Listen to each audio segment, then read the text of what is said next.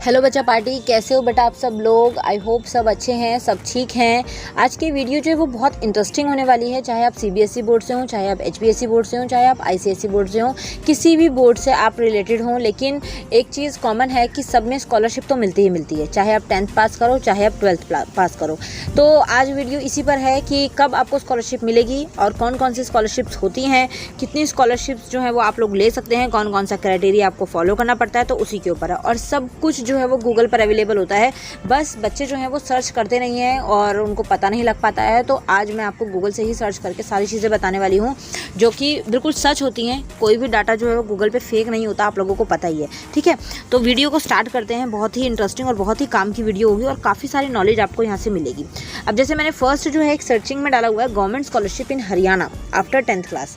10th class में जो है हरियाणा में कौन कौन सी स्कॉलरशिप मिलती हैं अगर आप 10th पास हो रखे हैं तो क्या लिखा हुआ है, अंबेडकर मेधावी छात्र संशोधित योजना 2022।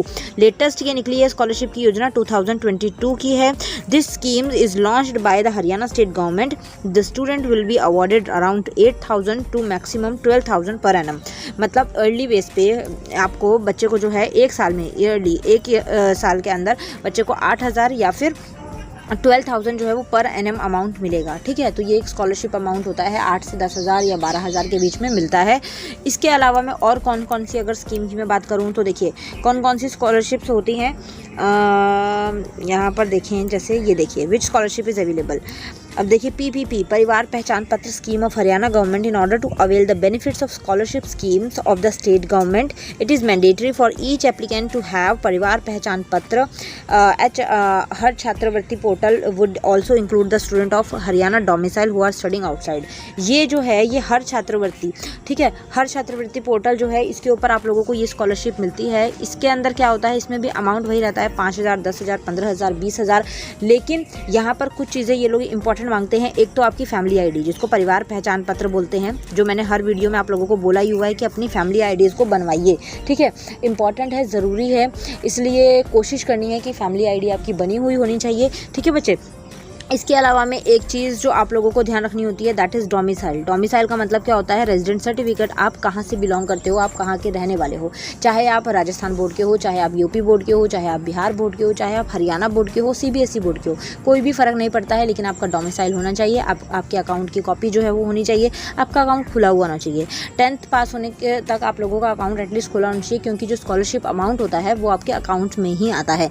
ठीक है बेटा, तो इस चीज़ का आप लोगों ने ध्यान रखना है। फैमिली आईडी जो है वो अब काफ़ी इंपॉर्टेंट हो गई है, क्योंकि जैसे आधार कार्ड था, जैसे आधार कार्ड बीच में बने थे और इंपॉर्टेंट बोला जाता था, वैसे ही फैमिली कार्ड है। और जिसको पहचान पत्र, फैमिली परिवार पहचान पत्र बोला जाता है, फैमिली आईडी के नाम से उसको बोला जाता है। मैंने बहुत बार बोला भी हुआ है कि बनवाइए। तो ये डॉक्यूमेंट्स जो है आप लोगों के ज़रूरी हैं, और एक डोमिसाइल, ये 2-3 डॉक्यूमेंट्स आपके होने चाहिए। तो इसलिए जल्द से जल्द आप लोग ये डॉक्यूमेंट्स अप्लाई कीजिए और इनको बनवाइए। ठीक है बेटा, ओके। अब यहाँ पर आता है, how can I get scholarship after 10th इन हरियाणा। मैं कैसे जो है 10th के बाद स्कॉलरशिप जो है वो ले सकता हूँ हरियाणा में। तो कौन कौन सी स्कॉलरशिप हैं, pre matric scholarship for the children of those engaged in unclean occupation. ये तो इसको छोड़िए। उसके बाद में डॉक्टर अंबेडकर मेधावी छात्र संशोधित योजना, ये अंबेडकर स्कॉलरशिप है। Doctor Bhimrao Ambedkar scholarship post matric scholarship scheme है एससी स्टूडेंट्स के लिए। एससी के जो स्टूडेंट्स हैं उनको भी बहुत ज़्यादा बेनिफिट्स हैं, उनको भी बहुत ही बढ़िया स्कॉलरशिप्स मिलती हैं। तो अगर आप बिलोंग करते हैं तो आप लोगों ने पता ज़रूर करना है। ठीक है, नेक्स्ट उसके बाद होता है post matric scholarship of OBC students. OBC वालों के लिए भी होती है। ठीक है ना, और अगर मोर आइटम्स पर क्लिक करूं तो यहाँ पर और भी स्कॉलरशिप आ सकती हैं। क्या बोला जा रहा है, देखिए, the Haryana government provide various scholarships to Haryana state domiciled student. Haryana scholarship 2022 amount is offer to class 1 to onward students as per their merit and category. ठीक है, अब इसके अंदर जो है आगे उन लोगों ने बोला है कि एससी और बीसी के लिए जो है स्कॉलरशिप प्रोवाइड हो सकती है आपकी कैटेगरीज़ के अकॉर्डिंग। ठीक है, और इसमें एक चीज़ और है कि आप लोगों को नॉर्मल अगर देखा जाए तो आपका कैटेगरी वाइज स्कॉलरशिप होती हैं। एससी के लिए अलग होती हैं, बीसी के लिए अलग होती हैं। आपका डोमिसाइल बना होना चाहिए, आपका कास्ट सर्टिफिकेट बना होना चाहिए, आपकी फैमिली आईडी बनी होनी चाहिए। तो इस तरीके से इतना आप लोगों ने ध्यान रखना है। ठीक है, उसके बाद अगर बात करें Haryana scholarship dates, eligibility, application form, अगर इन सब की बात करी जाए तो आगे यहाँ पर देख लेते हैं। Pre matric post matric scholarship जो है वो पॉपुलर है 1 to 12 student. Haryana scholarship form 2022 can be submitted on online mode में ही भरे जाते हैं। और Haryana scholarship last date and scholarship amount will vary as per scheme. Read this article to know more about. तो आगे इन लोगों ने बोला है कि हाँ आप लोग जो है इस तरीके से देख सकते हैं। अब देखिए हरियाणा स्कॉलरशिप जो फॉर्म होते हैं, रिलीज डेट जो है वो यहाँ पर लिखी हुई है, क्या होती है, लास्ट वीक ऑफ दिसंबर, ठीक है, और 3rd week of January. Haryana scholarship last date for registration February. ये जो है काफ़ी आगे की डेट्स इन लोगों ने बोली हैं। और हालांकि अगर मैं बात करूँ तो कौन से टाइम पर जो है एप्लीकेशंस निकलती हैं, ये देखिए प्री मैट्रिक स्कॉलरशिप जो है वो नवंबर टू जनवरी स्टार्ट होती है, ठीक है। इसमें कम से कम 6-7 महीने लगते हैं। और अभी आप लोगों को जैसे रिजल्ट आया है तो वैसे अक्टूबर तक आप लोगों के फॉर्म्स जो है वो स्कॉलरशिप के लिए निकल जाते हैं, ठीक है। डॉक्टर अम्बेडकर वाली जो है वो दिसंबर के लिए डेट डाली गई है, लेकिन अभी ये डेट्स जो हैं कुछ भी फिक्स नहीं है, तो आप लोग इस पर भरोसा मत कीजिएगा। जो भी न्यू और लेटेस्ट अपडेट आएगी वो मैं आप लोगों के साथ शेयर करूँगी, ठीक है। अगला देखिए आप, एग्जामिनेशन SC/BC कैंडिडेट्स जो हैं उनके लिए जो है अगस्त-सितंबर में होती है। Merit come means scholarship for minority students उनके लिए अक्टूबर-नवंबर में होते हैं। तो बहुत सारे फॉर्म्स निकलते हैं बच्चे, बहुत सारे स्कॉलरशिप्स के लिए आप लोग अप्लाई कर सकते हैं। लेकिन बस दिक्कत ये होती है कि बच्चों को बेचारों को पता नहीं होता। कितने बच्चों ने मुझे कमेंट किया, मैम हमारे 98 पॉइंट समथिंग है, मैम हमारे 80 पॉइंट समथिंग मार्क्स आए हुए हैं, परसेंटेज आई हुई है, तो हमें स्कॉलरशिप मिलेगी। तो ऑब्वियसली बेटा मिलेगी। अगर 70% से ऊपर जितने भी मार्क्स हैं, चाहे वो 10th में हो चाहे वो 12th में हो, आप लोग स्कॉलरशिप लेने के लिए एलिजिबल हो, ठीक है।